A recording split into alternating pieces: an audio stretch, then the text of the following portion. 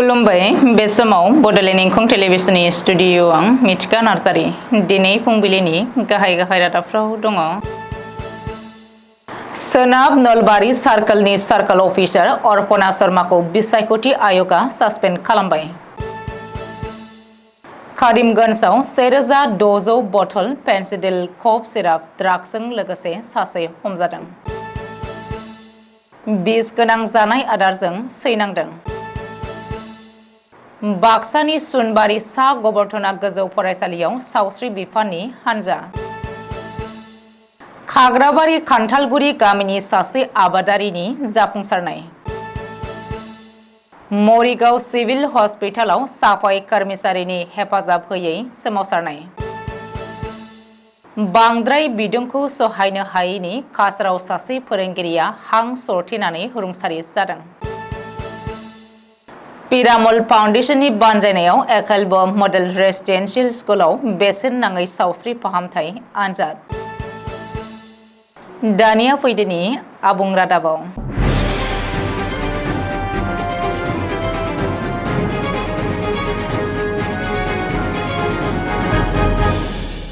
नलबारि जिल्लानि जिल्ला बेंगिरि एबा आथिखालाव बिसायख'थि आय'गनि टिहु एलएसि रिटार्निं अफिसारजों बिसायख'थियारि खामानिखौ लानानै गोहैलो आरो एना एनि आखु दिन्थिनायनि जाहोनाव एसिस्टेन्ट रिटार्निं अफिसार बिबानाव थानाय सोनाब नलबारि सार्कलनि सार्कल अफिसार अर्पणा शर्माखौ बिसायख'थि आय'गा सासपेन्ड खालामबाय। नलबारि जिल्लानि जिल्ला बेंगिरि एबा बिसायख'थि रिटार्निं अफिसार डक्टर बर्नाली देखाया बे खौरांखौ होदों।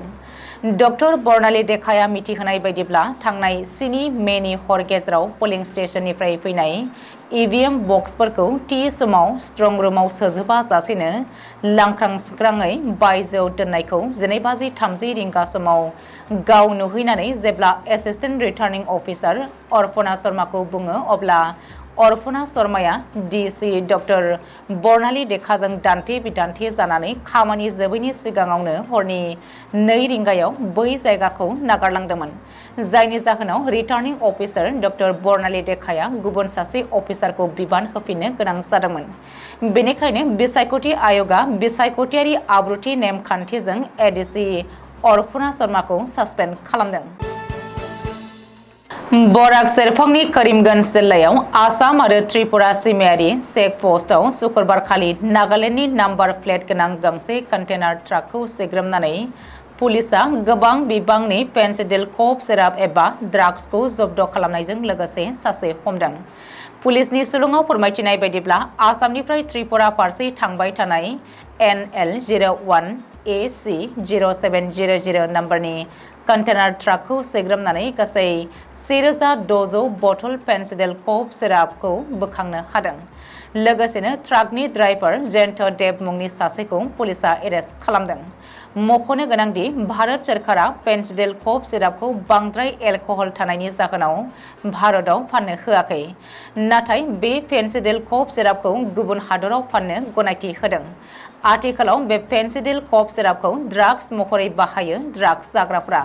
नोजोर होनो गोनांदि बेनि सिगाङाव गंसे ट्राकखौ सिग्रोमनानै आसाम त्रिपुरा सिमनायारि सुराइबारि चेक पस्टआव 10 कौटि रां बेसेननि 1.2 किल'ग्राम हेर'इन जब्द खालामनो हादोंमोन। आथिखालाव स्मागलारफोरा त्रिपुरायाव बारहोनानै बेबायदिनो बांलादेशजों इन्टारनेशनेल स्मागलिं खालामगासिनो दं होननानै मिथिहोदों। तिनसुकिया जिल्लायाव मैया शुक्रबारखालि फुंनि समाव बिस गोनां एम्फौ लाथा जानानै खमैबो 15 एबा 20सो सुबुंफोरखौ देहा फाहामसालियाव थिसननो गोनां जायो। सुलुङाव फोरमायथिनाय बायदिब्ला गंसे गामिनिनो सुबुंफोरा दोरोङारि जानाय आदार हिसाबै बिस थानाय एम्फौ लाथा जानानै बेबायदि दुखुनांथाव थासारिजों भुगिनांदों। बे जाथाया तिनसुकिया जिल्लानि सिङाव थानाय दुमदुमा ओनसोलनि साखाथियाव थानाय फिलबारियाव जादों। एम्फौ जानानै भुगिनांनाय सुबुंफोरखौ फिलबारि मडेल हस्पिटाल आरो तिनसुकिया सिभिल हस्पिटालाव फाहामथाय होनो थिसननाय जादों। बे जाथाया जायगानि सुबुंफोरनि गोसोआव जिंगा सिहोदों। बाक्सानि सुनबारि सा गबर्धना गोजौ फरायसालियाव सावस्रि बिफाननि हानजा साफायै सावस्रि आनजाद नायदों फरायसालिनि फरायसुला फरायसुलिफोरखौ। थांनाय मंगलबार आरो बुधबार खालि फोरोंबाय थानायनि समावनो बांद्राय गरमखौ सैज खालामनो हायैनि बड' गैयै जानानै गोग्लैदोंमोन सा 13 फरायसुला फरायसुलिफोरा, जायनि थाखाय बाक्सा जिल्ला सावस्रि बिफान आरो सालबारि महकुमा एसिस्टेन्ट कमिशनार बिदिशा बराजों लोगोसे मोनसे हानजाया शुक्रबार खालि फरायसालियाव नुजाथिफैनानै फरायसाफोरनि गेजेराव सावस्रि आनजाद नायनायजों लोगोसेनो गुबुन गुबुन मुलिबो रानदों। फारसेथिं बांद्राय गरमनि थाखाय फरायसालियाव सानफ्रोमबो सासेनि उनाव सासे बड' गैयै जानानै गोग्लैनायखौ नोजोर होनानै बृहस्पतिबारनिफ्राय लानानै सानथामनि थाखाय बोथोरनि दुंखावनायनि थाखाय फरायसालिखौ बन्द फोसावो।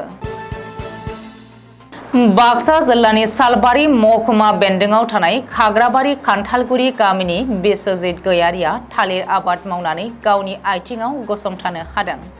थालिर आबाद मावनायनि गेजेरजों नखर सामलायनायाव हेफाजाब मोननो हादों आरो गावनि गथ' गथायफोरखौ स्कुलाव फोरोंनायाव गोबां हेफाजाब मोननायखौ फोरमायदों। नांथाबनायनि गेजेरजों आबादनि मुलाम्फाखौ मोननो हायो। थालिर आबाद मावनायजों लोगोसे ब्रयलार दाउ फार्मबो दङ बिश्वजित गयारिया। फोरमायथिनाय बायदिब्ला बिश्वजित गयारिया गबरथना हालामावनो गिबिसिन थालिर आबादखौ मावजेनदोंमोन। गिबियाव 2 बिगा थालिर आबादखौ मावजेनदोंमोन। बेनि उनाव दा 15 बिगासो आबाद मावनाय जाबाय होननानै फोरमायदों।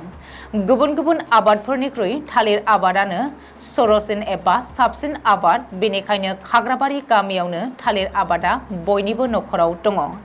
बिश्वजित गयारिया थालिरनिल' आबाद मावा, गुबुन गुबुन बोथोरनिबो आबाद मावो।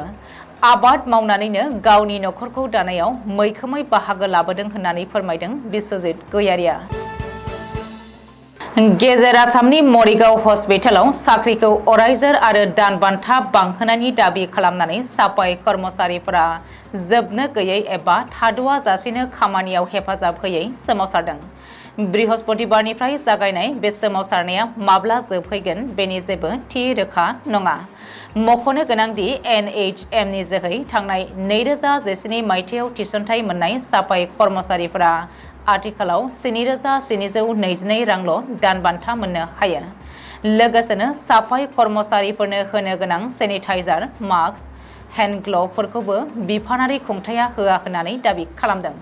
नोजोर होनो गोनांदि आथिखालनि अख्रां नांगा मुवा बेसादनि बेसेन बांनायाव 2017 मायथाइयाव मोननाय 7,722 रां दान बान्थाजों रावबो नखर सालायनो हालिया। बेनिखायनो साख्रिखौ अरायजोर खालामनानै दान बान्थाखौ बांहोनांगौ होननानै मरिगाव सिभिल हस्पिटालनि साफाई कर्मचारिफोरा दाबि खालामदों। बराक सेरफांनि काछार जिल्लायाव बांद्राय बिदुंखौ सहायनो हायैनि जाहोनाव 47 बोसोर बैसोनि सासे फोरोंगिरिया हां सरथेनानै हरखाबै रुंसारि जादों। सुलुङाव फोरमायथिनाय बायदिब्ला कालाइनि चैत्यारन्जन फरायसालियाव बृहस्पतिबारखालि बिबुंगोरा 47 बोसोर बैसोनि सायन देआ थाखो खथायाव क्लास खालामबाय थानाय समावनो हरखाबै हां सरथेनानै रुंसारि जादों। अदेबानि फोरोंगिरि सायन देखौ हाखु दाखुयै सिलचर मेडिकेल कलेज हस्पिटालाव लांदोंमोनब्लाबो डाक्टारा थैबाय होननानै फोसावो। मख'नो गोनांदि आथिखालाव बोथोरनि बिदुंनि दुंथाया सिगांनि रुजुनायाव 5 डिग्री सेलसियास बांदों होननानै फोरमायदों बोथोर बिगियान बिफाना। हादोरारि टिभि फोजोबस्रांनाय मावथांखि एबा NTEP इउनिट बाक्सा आरो एम्स गुवाहाटी आरो अनामाया ट्राइबेल हेल्थ कलेबरेटिभखौ USAIDआ हेफाजाब होनानै बाक्सानि दलबारियाव थानाय एकलव्य मडेल रेसिडेन्सियेल स्कुलनि फरायसाफोरनि थाखाय बेसेन नाङै देहा फाहामथाय आनजाद खालामनो हेफाजाब होदोंमोन। बे हाबाफारिनि थांखिया गुवार सावस्रि सिबिथाय होनाय आरो EMRS आव हारिसा फरायसाफोरनि गाहामखौ जौगाहोनाय।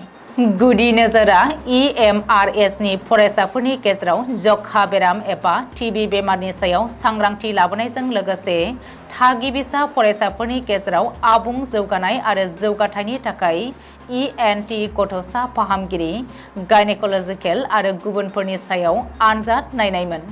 EMRS दलबारिनि प्रिन्सिपाल एन्जेलास बक्सलाया जोंनि फरायसालिनि फरायसुला फरायसुलिफोरनि थाखाय गुनगोनां सावस्रि आरो सुखु गोजोननि नाजानायखौ गनायथि होनायनि थाखाय अनामाया आरो USAIDनि नाजानायखौ बाख्नायदों।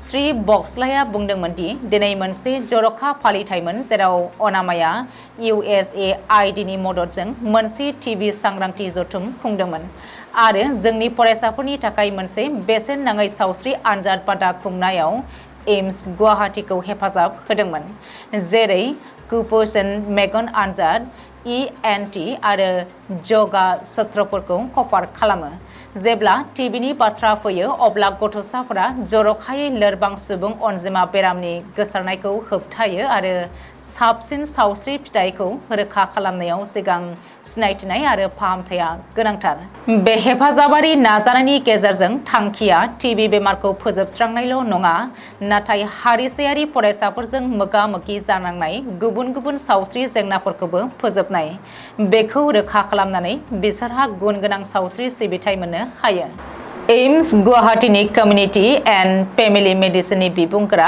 आरो HOD डक्टर पुराबि फुकनाबो ओनसोलाव थागिबि फरायसाफोरनि आबुं सावस्रि आरो गाहामखौ रोखा खालामनो थाखाय अनामायाजों लाजानाय गासै राहाफोरखौ गनायदों दिनै फुंबिलिनि रादाबा एसेनोसै गोजोन्थों।